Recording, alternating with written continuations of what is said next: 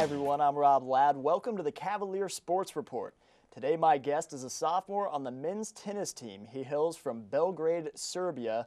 Luka Radulovic joins us on the program. Luka, thanks for being here this morning. The pleasure is mine. And, or maybe I should say, dobro jutro. Dobro jutro. For those of you who don't speak Serbo-Croatian, good morning.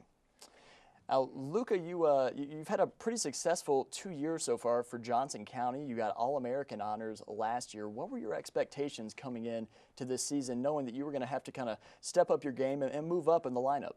Well, at the beginning of the season, I set my goals to improve my fitness, improve my conditioning, improve my academics a little bit. So I was totally focused on it, and as the time was going, I just could see the progress and how, good work, so, Yeah, and I know that was something that that Coach Mosier said that you had focused on a lot was the physical aspect, your cardio, your conditioning, really coming into the season prepared. Have you seen the kind of results you were hoping for this season? Yeah, well, last year I was doing conditioning like 3 times a week, and I changed that this year to 5 days a week instead of 3 days a week. So that way I improved my fitness a lot, my conditioning a lot, and the matches became easier for me to handle. No cramps, much easier, so better results. Yeah, better results, absolutely. Okay, so you are both a good singles and doubles player. Do you have a preference between the two different styles? Do you have one that you feel that you're better at? I seriously don't. I mean, I love playing singles and doubles because singles, you're by yourself on the court, you're fighting against other guy, but at doubles, you have your partner, and then there is all tactic stuff, and you have to be tactical, you have to be smart, so I really like both of them. You work well with other people. You're one half, along with Evan Sana, the regional doubles champ. You're also a runner-up for the singles, so you've seen success in both fields. Let's step away from tennis for a minute. You're from Belgrade, Serbia. How do you end up leaving Serbia and coming to the Midwest in the United States? Well, at first, when I decided to become a foreign exchange student, they just told me you're going to McAlester, Oklahoma. And at first, I didn't know where that was at because Oklahoma was one of the states that I never heard of.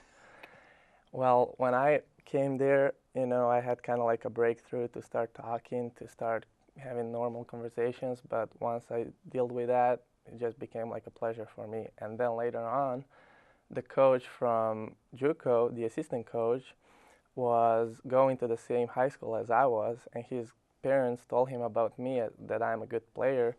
So Coach Moser and as well as that assistant coach, Grant, they showed up at my state tournament, and when they saw my game, they offered me a scholarship, and I said that would be nice. So that's how it all started.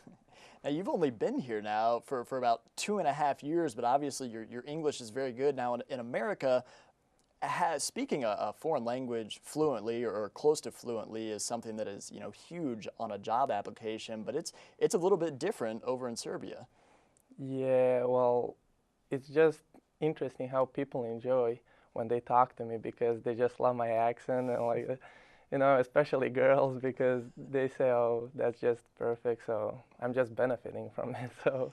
But it was something that you started learning at a young age, and culturally, it's something that's kind of a norm over there. Yeah, well, over there you gotta speak at least 2 other languages. So when you're a third grader, you pick language like Russian, French, German, Italian, Spanish, and when you get to the 5th grade, you start learning English.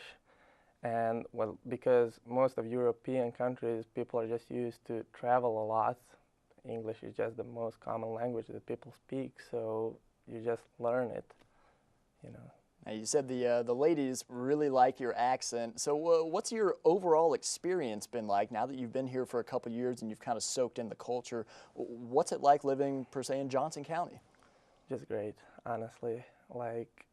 You got all the opportunities in front of you. It's just up to you. Do you want to use them or not? In Europe, you don't have that because in Europe, colleges are not connected with sports. And that way you're not able to succeed in your sport if you want to have academics as well. If you have some major, if you want to have a degree, you got to be either dedicated to your college or dedicated to your sport. So you got to make that decision. And in a lot of times, guys make a wrong decision. You know, instead of going to get a degree, they start playing sport and they break their bone or something, and they're done with their sport. So they just have to start doing that degree program over and over. So. And that was something that I think weighed a lot in your decision coming to the United States, the unique opportunity to get both a college education and play a sport that you liked a lot, because you mentioned to me that sports-wise in high school, as you say, they're disconnected, and your options for sports are very limited. Oh yeah, well, instead of playing it for a college and representing the college like here, you get a play sport by your own, and usually professors at the colleges are not supportive at all because they're, you know, they just want you to be focused in their particular field.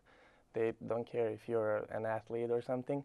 And when you're here in America, you're representing the college, you get all the benefits from it, you get, you know, it's just a lot better. Yeah. All right, let's talk about mom and dad for a second, because it's got to be difficult for any parent to send their son off to another country. What was their reaction like when you first came over, and what's it like now? When I first came over, they were all excited. They were all happy for me, seeing my progress, seeing how I'm succeeding in tennis, seeing how I'm getting scholarship offer from Johnson County Community College. When I first showed up here, my first year, they were all excited. Well, as this second year is kind of going, you know, like progressing, and I'm thinking about transferring somewhere, I can see that they're not really supportive there anymore, so they kind of want me back. But I understand, you know, I have to spend a lot of time on Skype with them, just talking, and that's normal, you know. They miss me, I miss them, but it's just like a mission for me, so.